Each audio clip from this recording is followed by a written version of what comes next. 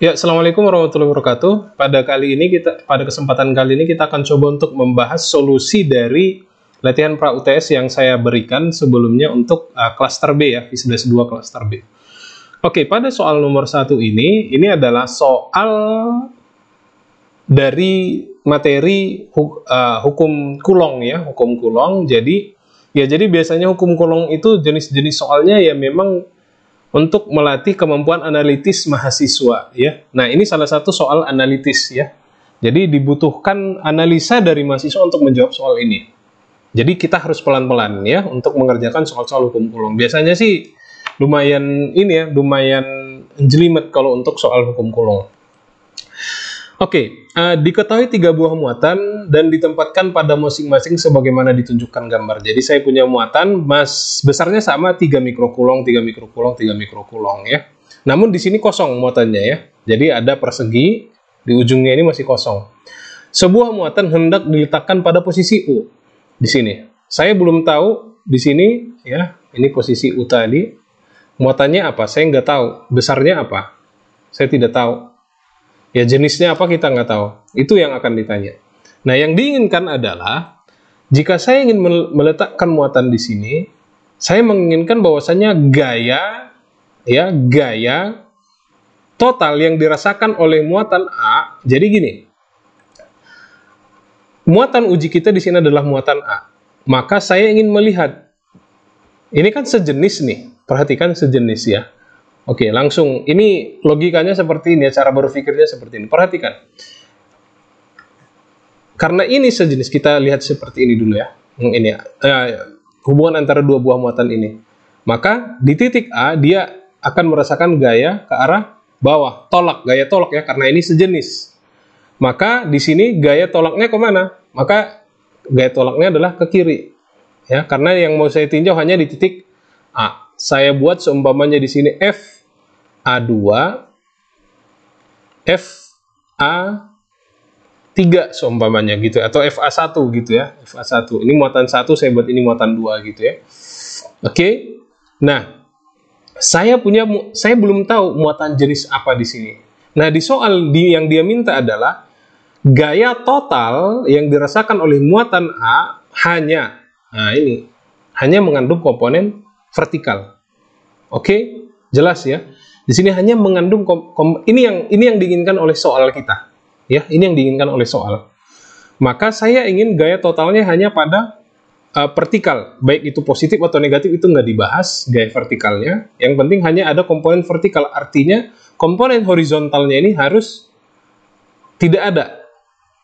Oke. Nah, itu terjadi jika apa? Jika saya mempunyai muatan di sini. Jadi ini bergantung kepada muatan U ini. Let's say, kalau seandainya saya punya muatan U ini bernilai positif, maka bagaimana? Perhatikan ya. Maka jika ini positif, saya buat warna biru. Jika ini positif, maka di sini gaya yang dirasakan oleh muatan A itu akan ke arah sini. Ini seumpamanya FAU. Ya, oke, maka akan ada 2 buah komponen gaya. Berarti kalau FAU ini kita jabarkan, berarti ada untuk komponen X dan ada untuk komponen Y. Sedangkan yang diminta di soal hanya mengandung komponen vertikal. Sedangkan kalau kita punya seperti ini, jika ini positif, maka dia punya komponen vertikal, komponen horizontal, komponen vertikal. Padahal di soal hanya mengandung komponen vertikal. Maka caranya gimana? Maka caranya ini tidak boleh, berarti ini bukan positif. Maka ini harus negatif. Ya, harus negatif. Kenapa? Karena kalau saya ambil warna, saya ubah. Ya, berarti saya harus ambil dia warna maka saya harus ambil dia warna ini ya, besarnya adalah negatif. Kenapa? Perhatikan. Kalau saya ambil ini negatif, saya punya arah maka saya punya arahnya ke sini ya. Ya. Ini adalah gaya arah dari muatan kita ya, atau gaya kita ya. Maka saya punya ini gaya AU ya. Maka saya buat ini seumpamanya FAU.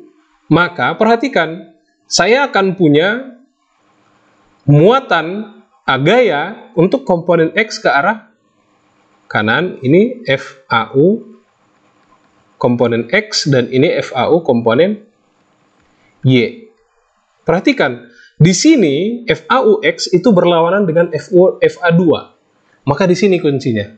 Agar hanya mengandung komponen vertikal, maka FAUX itu harus sama dengan FA2.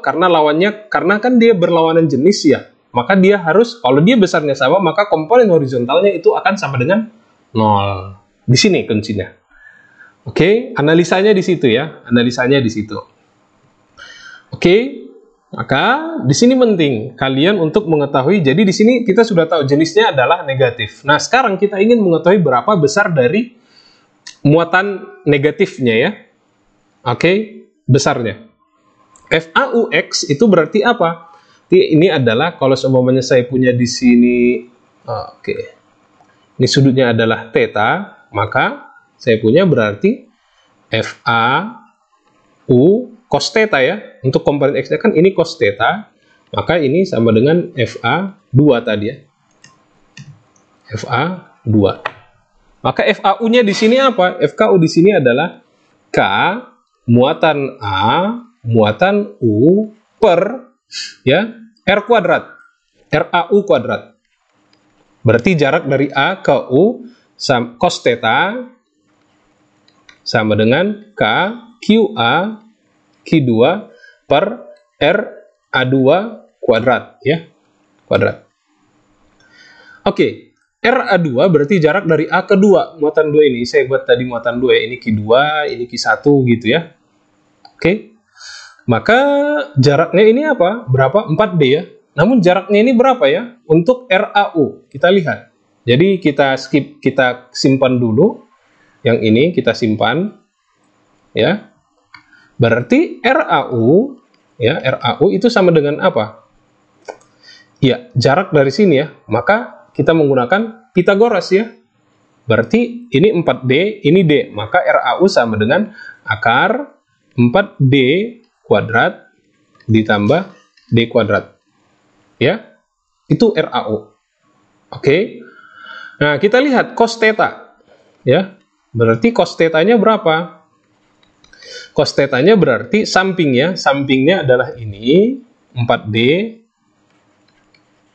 per ini ya.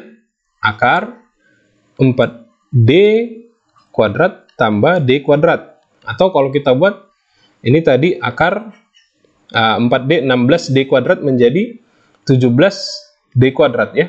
Berarti di sini saya punya 4D per akar 17D kuadrat ya. Atau kalau saya buat lagi menjadi cos theta-nya itu D kuadrat keluar ya. Jadi saya punya 4D per D kuadrat akar 17. Ini bukan kuadrat lagi ya, karena udah keluar, maka ini coret ya. Maka saya punya 4D per 4 per akar 17. Ini adalah nilai dari cos theta kita ya. Sehingga persamaan kita tadi ya, KK di sini bisa kita coret, QA bisa kita coret ya. Maka kita punya sekarang QU, kan ini yang mau kita cari ya, QU per RAU tadi karena kuadrat jadi langsung 17D boleh. Cos theta-nya besarnya adalah ini ya, 4 per akar 17 sama dengan Q2 besarnya adalah 3 mikrokulong, atau langsung aja 3 kali 10 pangkat minus 6 ya, per RA2 di sini adalah 4D, dikuadratkan ya, 4D kuadrat ya. Oh ya, jadi D-nya di sini kuadrat ya, karena kan ini akarnya hilang, jadi 17D kuadrat ya. Oke. Maka kita punya ya D kuadratnya habis ya. D kuadrat sama D kuadrat habis. Kita punya di sini menjadi ya, kita punya jadinya QU sama dengan ini 17 akar 7 kali ke sana. 17 akar 7 per 4 kali sini ya. Ke sini berarti 64. 3 kali 10 pangkat minus 6 ya. 3 kali 10 pangkat minus 6. Maka solusinya adalah ini hasilnya menjadi ya 3,3 kali 10 pangkat minus 6 Coulomb. Jenisnya tadi apa? Jenisnya adalah, ini besar QU, oke, besarnya, dan jenisnya adalah negatif, ya.